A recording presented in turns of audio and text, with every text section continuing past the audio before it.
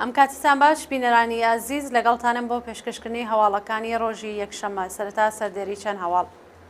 چالاکی تەبلیغی لە ئەنگرانی کۆمەڵە و حزبی کۆمونیستی ئێران لە کانی دینار، ڕێزگرتن لە یادی شەهیدانی ژینگە لە شاری مەریوان، دەست بەسەرکردنی سولەیمان سالێک لە شاری مەهاباد، ئاگردانی بە ئەنقەستی دارستانەکان لە کرماشان، خۆپیشاندانی کوردان دژ بە دەوڵەتی تورکیا، کۆبوونەوەی کرێکارانی بێکارکراو لە کارخانەی سورب و ڕووی زەنجان، بڕینی بەردەوامی کارەبا و داخرانی سەنعەتی سیمان لە ئێران، سەپاندنی سزای زیندان بەسەر دەستبەسەرکراوێکی شۆڕشی ژینە لە خوزستان، گواستنەوەی مەزاهیر حەیدەری لە زیندانەوە بۆ نەخۆشخانە و قەرزی 7500 میلیارد تمەنی دەوڵەت بە پەرستاران.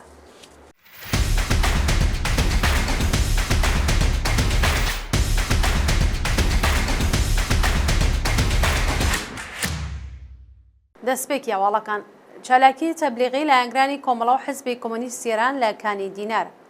بەپێی هەواڵی گەیشتوو ڕۆژی شەممە 3 خەرمانان، کۆمەڵێک لە ئەنگرانی کۆمەڵە و حزبی کۆمونیستی ئێران لە شارۆچکەی کانی دیناری مەریوان بە بۆنەی ساڵڕۆژی گیانبەخکردنی کاک فواد مستەفا سوڵدانی و نزیکبوونەوە بە ساڵڕۆژی دامەزراندنی حزبی کۆمونیستی ئێران چالاکی تەبلیغاتیان ئەنجامدا. بەشداربوونی ئەو چالاکیە با بڵاوکردنەوەی تراکت و نووسینی درۆشم لەسەر دیواری گەڕەکەکانی کانی دینار ڕێزیان لە یادی کاک فواد مستەفا سوڵتانی و هەموو گیانبەخکردوانی ڕێبازی سووری کۆمەڵە و حزبی کۆمونیستی ئێران کرد.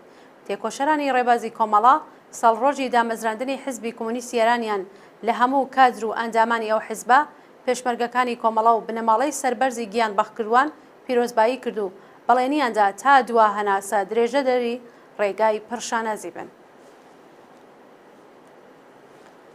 ڕێزگرتن لە یادی شەهیدانی ژینگە لە شاری مەریوان ڕۆژی شەمە 3 خەرمانان هاوکات لەگەڵ ساڵڕۆژی گیانبەخکردنی شەریف باجوەر و هاوڕێکانی لە ئاگری دارستانەکانی مەریوان خەڵکی ئەو شارە مەراسمێکی شکۆداریان بۆ ڕێزلێنان لە یادی شەهیدانی ژینگە بەڕێوەبرد. بەپێی ئەو وێنەوەی دوانەی بەدەستمان گەیشتووە هەزاران شارۆمەندی دانیشتووی شاری مەریوان بە بەدەستەوەگرتنی وێنەی شەریف باجوەر و ئۆمید کۆنەپۆشی، ڕەحمەت حەکیمینیا و محەممەد پژوهی بەرەو گۆڕستانی دارسەیران ڕێپێوانیان کردو با کۆبوونەوە لەسەر مەزاری ئەو ئازیزانە ڕێزیان لە بیرەوەریەکانیان گرتووە.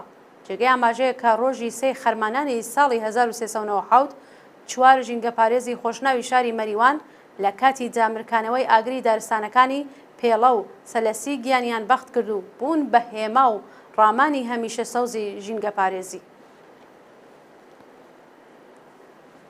دەستبەسەرکردنی سولەیمان سالێک لە شاری مەهاباد ڕۆژی شەمە 3 خەرمانانی 1403 سولەیمان سالێک هاوڵاتی تەمەن 73 ساڵی خەڵکی شاری مەهاباد بە مەبەستی تێپەڕکردنی ماوەی بەندکرانی بۆ بەندیخانەیە و شارە ڕاگوێزرا.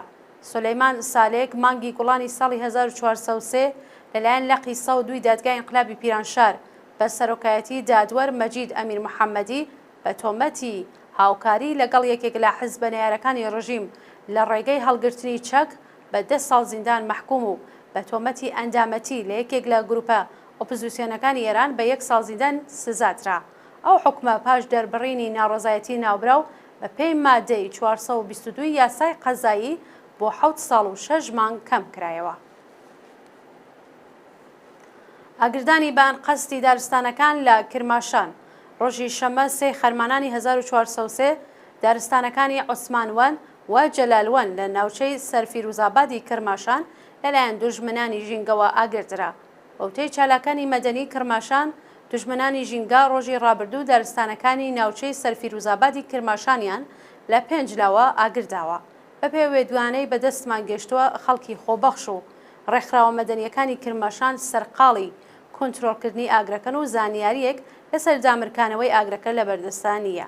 لەلایەکی دیکەوە دارستان و پوش و پاوەنی ناوچەکانی برادۆز، برواری باڵا، بڵاوە، گەوهەرزەی لە هەرێمی کوردستان بەهۆی بردومانی دەوڵەتی فاشیستی تورکیا ئاگری تێبەربووە و زیانێکی زۆر بە هەنگوانان و جوتیاران گەیشتووە. خۆپیشاندانی کوردان دژ بە دەوڵەتی تورکیا ڕۆژی شەمە 3 خەرمانان کوردانی دانیشتووی باکوور و ڕۆژاوای کوردستان هاوکار لەگەڵ کوردانی دانیشتووی وڵاتانی ئەوروپایی دژ بە دەوڵەتی داگیرکەری تورکیا خۆپیشاندانیان کرد. بەپێی راپۆرتەکان سەدان کەس لە شارەکانی ئێلح، و ئامێد لە باکووری کوردستان و شاری سلەیمانی لە باشووری کوردستان بە دروشمی ژن ژیان ئازادی خۆپیشاندانیان کرد و هێرشەکانی دەوڵەتی تورکیا بۆ سەر هەرێمی کوردستانیان بە توندی شەرمەزار کردووە. هاوکات لە چەند وڵاتی ئەوروپایی کوردانی دیاسپۆرا دژ بە تێرۆری دوو ڕۆژنامەوانی کورد لەلایەن دەوڵەتی تورکیەوە کۆبوونەوە و خوازیاری کاردانەوەی توندی کۆمەلگای جیهانی لە ئاز جنایەتەکانی ئەو وڵاتە بوون.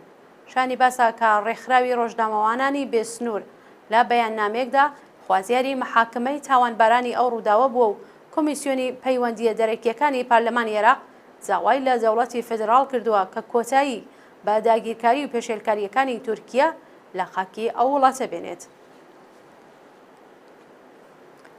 هێرشی تورکانی فاشیست بۆ سەر کرێکارانی کورد لە تورکیا. ڕۆژی شەمە سێ خەرمانان کۆمەڵێک لە تورکانی فاشیست لە شاری نەوشەهیر بە چەقۆ هێرشیان کرد سەر کرێکارانی کورد و 13 کرێکاریان بریندار کرد.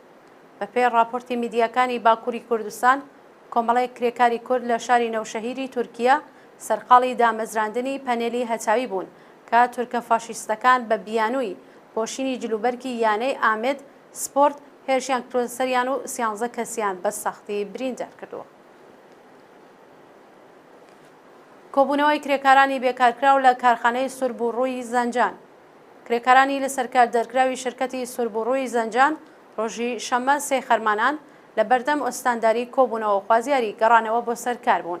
پێشتر کرێکارانی شرکەتی سوربوڕووی زەنجان لە ئاز بەڕێوەنەچوونی مادەی 52 یاسای کار سەبارەت بە 6 سەعات کاری ڕۆژانە بۆ پیشە سەخت و زیانبارەکان مانیان گرت بوو.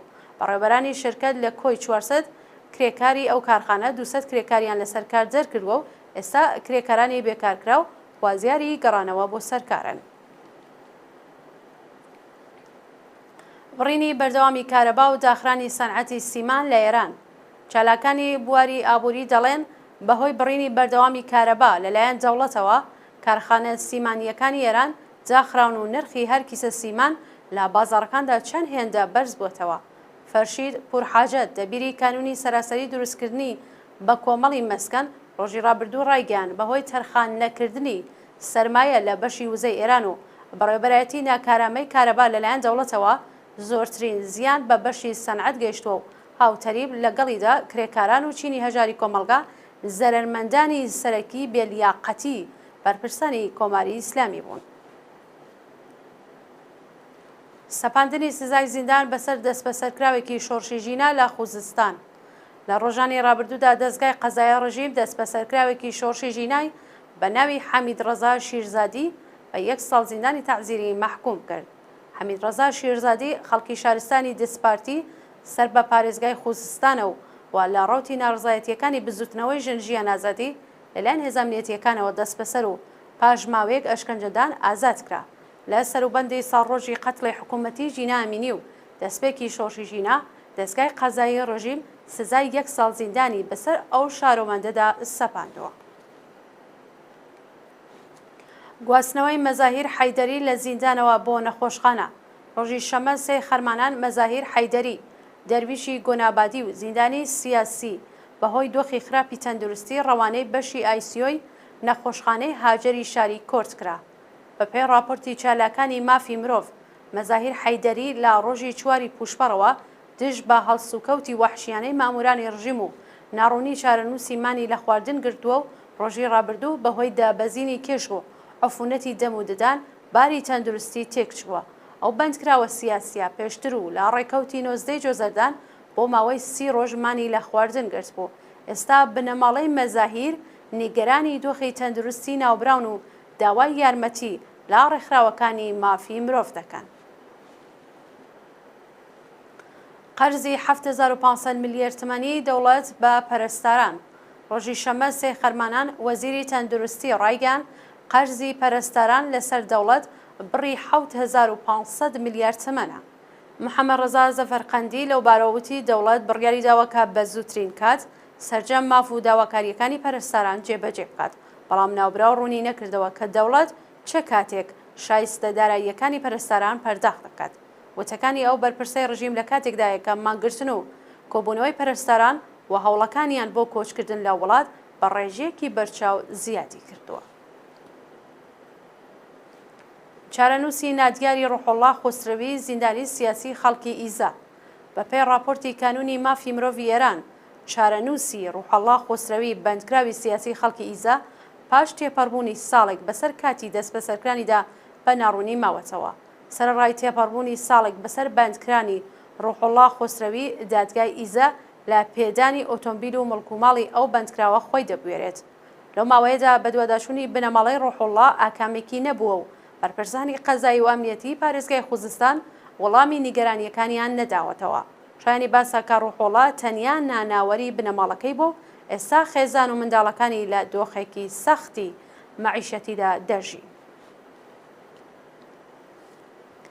دوا هەواڵ خۆپیشاندانی خەڵکی ئیسرائیل هاوکات لەگەڵ شەڕی ئەو وڵاتە و حیزبوڵڵا. شەوی شەممە 3 خەرمانان هەزاران شارۆمەندی ئیسرائیل لە شاری تەل ئەڤیڤ دژ بە دەوڵەتی نەتانیاهۆ خۆپیشاندانیان کرد و خوازیاری ڕاگررتنی شەڕ و ئازادی دیرەکانی دەستی حەماس بوون. بەپێی راپۆرتەکان ئەرتشی ئیسرائیل هێرشێکی بەرفراوانی کردووەتە سەر بنکە و بارگای هێزەکانی حەزبوڵای لوبنان و لە بەرامبەردا ئەو گروپە بە زیاتر لە 300 موشک و پەهباد باکووری ئیسرائیلی بردومان کردووە.